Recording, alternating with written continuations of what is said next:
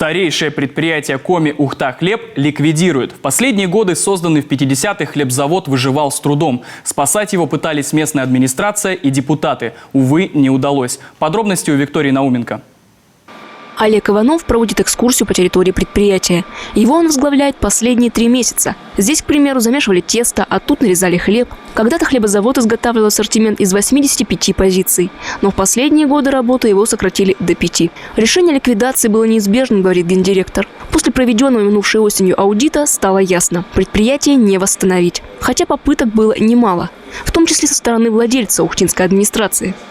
Администрация много сделала для нашего хлебозавода.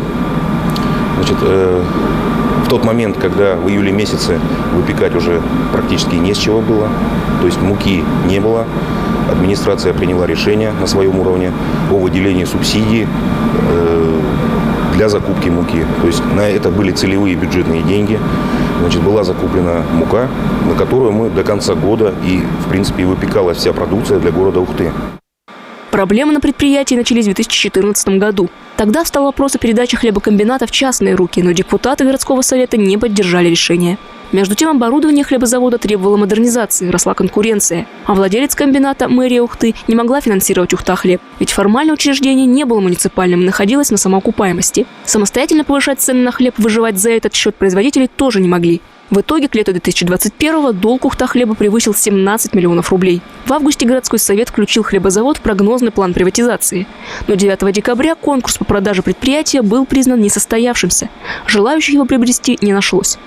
14 февраля 2022 года предприятие отправило последнюю поставку знаменитого северного хлеба. С тех пор лотки пусты, агрегаты остановлены.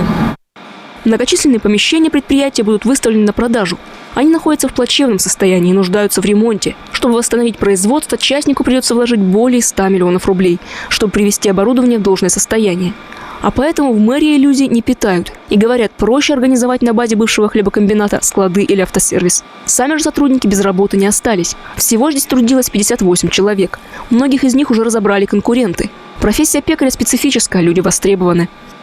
Чтобы у людей было подтверждение на то, что вот да, предприятие «Ухта-Хлеб» должно человеку такую-то сумму. Вот. И эти, значит, документы все переданы были под надзором прокурора, были переданы в мировой суд. Значит, мировой суд выдал судебный приказ. Эти судебные приказы каждый лично сдает в Сбербанк. В Сбербанке они становятся в очередь платежей, и при реализации поступления денежных средств они автоматически списываются каждому на карточку. В последние годы Ухта-Хлеб не работал в полную мощность. 15% продукции шло в образовательные организации города, остальное – на реализацию в сетевые и мелкие торговые точки. Сегодня в Ухте больше десятка производителей хлебобулочных изделий, поэтому без хлеба ухтинцы точно не останутся. Виктория Науменко, Павел Лагутин, телеканал Юрган, Ухта.